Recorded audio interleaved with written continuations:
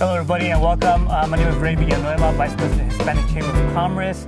Today we find ourselves in Los Mundanos College with Monica Hernandez. First of all, congratulations. She had a very interesting speech, and can you let the Hispanic community of Contra Costa County know the direction, the obstacles, and how you became such a success?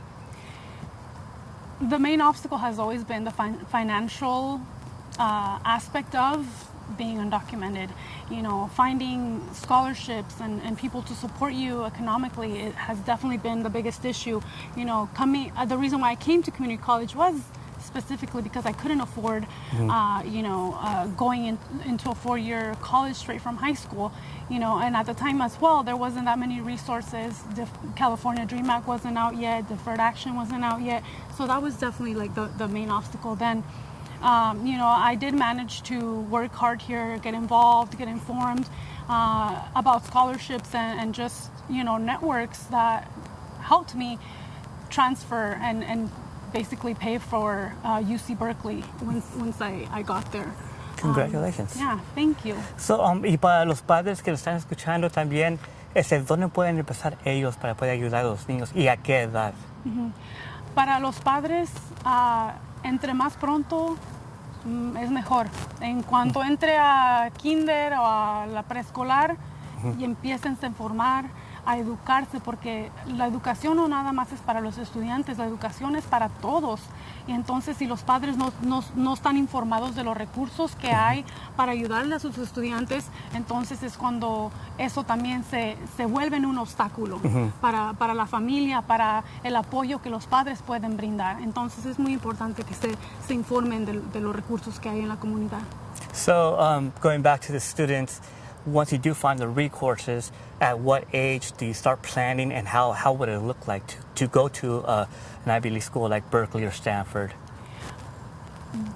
Again, the sooner the better. The sooner the better. Because, it's like, I think once you start in the beginning of, freshman year, 9th grade, start preparing, planning out your schedule of what high school is going to look like for you, what, requirements you need, and what's going to make you stand out from everybody else, because there are a lot of students competitive out there, so it's important for them to already get that information and especially the scholarship. There's scholarships available for sophomore, juniors, and seniors already, so getting informed and getting this information ahead of time and preparing for it will definitely give our students that heads up on and prepare them to get to where they need to be. No, it's very true. One of the students in the panel mentioned that scholarship is extremely difficult to obtain. So what are they looking for? Are they looking for volunteering in your schools? Is it all grades? Is it grade point average? What is it that they're focused on the most? Why is it so difficult to get scholarships? It's difficult because it's competitive, and to be a competitive applicant, you need to have community service, be involved in sports. If there's not a club in your campus that you're interested in, make sure you start one, that and bring people together that share that same interest and develop that, and it's also important for scholarships to see that you are someone that they want to invest their money on too, because it is kind of like we're giving you this money because we know, that you're gonna do it, you're gonna push and you're gonna succeed, and so most of that, comes out in students that stand out, that are leaders, that are, being leaders in their community and getting involved. So that's definitely one of the first steps is, getting involved. Yeah, getting involved is, I can't say it enough. Communities, church, that wetlands, there's so many things that need to be done that, could get you those hours and that, leadership that, scholarships are looking for. So one of the obstacles that I did not mention, in my speech and struggle, and that I know that a lot of undocumented students are currently facing, is the cost for deferred action. It's, $400, $500 that, my parents didn't have, I didn't have. So that was definitely one of the obstacles that I faced, and I know that it's, you know, a lot of students that's why they're not applying, because they don't have that money.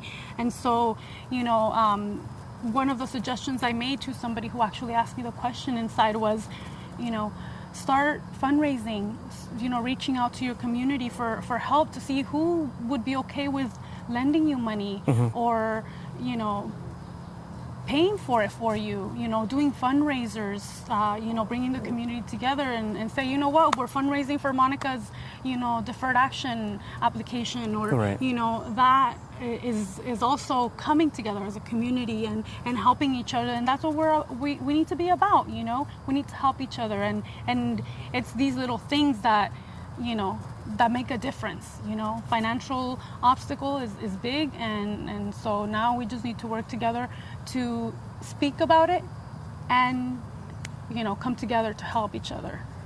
Now, as a father myself, I have 2 daughters. So you mentioned something that really struck me dear at home. It's when you said you had your, not a relapse, but your nervous breakdown when you were by yourself, you find yourself away from your family. Is there something that you would have done differently now that you know that could possibly happen in terms of preparing yourself mentally, or is it just something that you need to experience, you know, throughout life? I think it's a mix of preparing and almost experiencing it, you know. In preparing, I think for me the best, that what would have helped prevent perhaps that, you know, emotional breakdown and anxiety attack would have been to really allow myself to feel the emotions, you know, of crying when I left from the airport, which I did not do. You know, when I parted ways from my mom and my dad, I didn't cry because I was like, you know, I can do this. You know, I don't want to show the fear, the anxiety, the sadness that I truly felt. Right. You know, so I think allowing ourselves as human beings to just feel and cry when we need to, that would definitely would help ease the emotions and ease, you know, incidents of that case. Yeah, well, you're a great inspiration, because once again, congratulations for everything you have done, and I wish you all the best in the future. Thank you. Thank you for watching. Here from H5C, Ray Villanueva, Vice President of Hispanic Chamber.